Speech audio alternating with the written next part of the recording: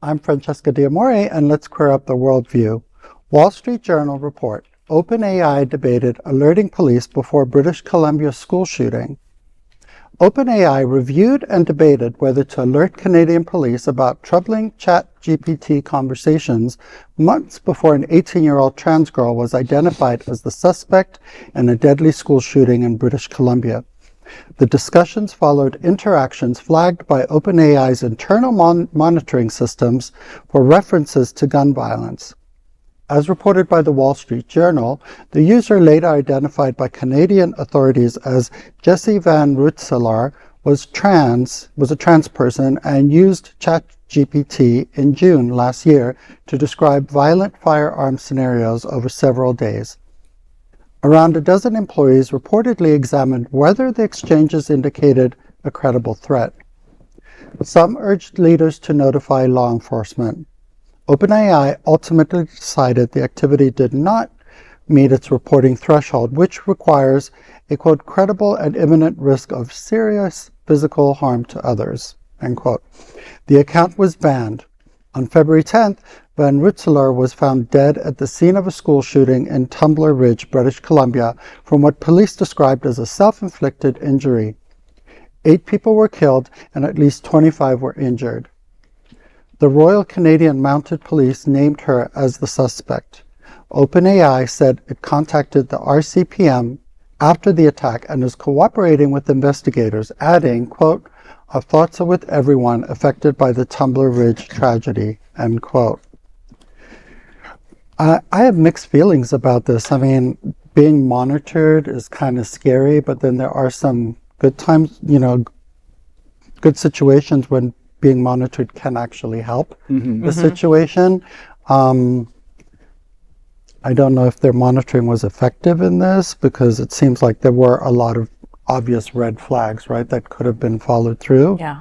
But, then you cross the lines of privacy, non-privacy, and it's a pretty tragic story. This is a tiny place. I think 2,400 people live in this small town. Nothing like this has ever happened before. So sad. Yeah, and it's unfortunate, that the person was, a trans woman in this scenario. But what do y'all think about it? I kind of read the story and I'm thinking, why do they have to report that OpenAI is monitoring? Because in a way, that's a safeguard, right? And I'm thinking, don't report on what they're doing as far as reporting to government officials, because this could have been used. If people, now that this is out in the media, everybody knows, oh, OpenAI will follow me and maybe recommend. It changes the landscape of maybe how people could use it that could cause harm in the future. Yeah. It kind of brings awareness in the wrong way, I think. I think if somebody would have typed anything in this chat about the government, it would have been flagged immediately. There would have been no question. Okay, this was months and months ago. This could have been stopped, right? Right. That's a system fail, 100%. Saying maybe we should have is a little too late for those 8 people that are now not with us anymore. Maybe something could have been done. Maybe she could have been found beforehand. Maybe we could have gotten her some mental health care. Right. All these maybes that we'll never know. There was a dog that was lost, and I guess somebody's Ring camera had found them, and that's also taking all that information and sending it to Big Brother. We're being monitored everywhere. We really are. It's just a matter of how much you're willing to give up. John? I agree with you, but we're going to be behind the 8 ball on this, and we're going to be there's going to be a lag for a very long time, because information literally travels around the world in the time it took me to say that sentence. So we're not able to put the safeguards on, like when we only had, a printing press that still took, months to send something just to the next town. Then there was radio, and then there was television, but it all was very controlled, and it was never really in real time as far as the way it could spread, right?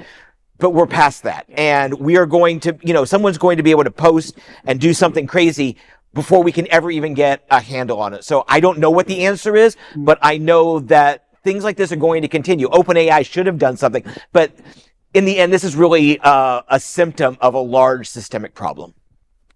I think we just jumped into this OpenAI way too fast. I really do. I don't think we did, like you said, have the safeguards around tools like this, because, you know, it just kind of like all of a sudden appeared in everybody the last few years, and everybody's utilizing it and putting in information, and you're not realizing maybe you're putting in too much or personal information and stuff. And I understand the other side too of using it, you know, for a resource, you know, and maybe that we do need to put some safety monitors around it too. But, you know, it's just, it should have been thought out, I would think. Too far gone at this point, Yeah, Edward. it really is too far gone, but.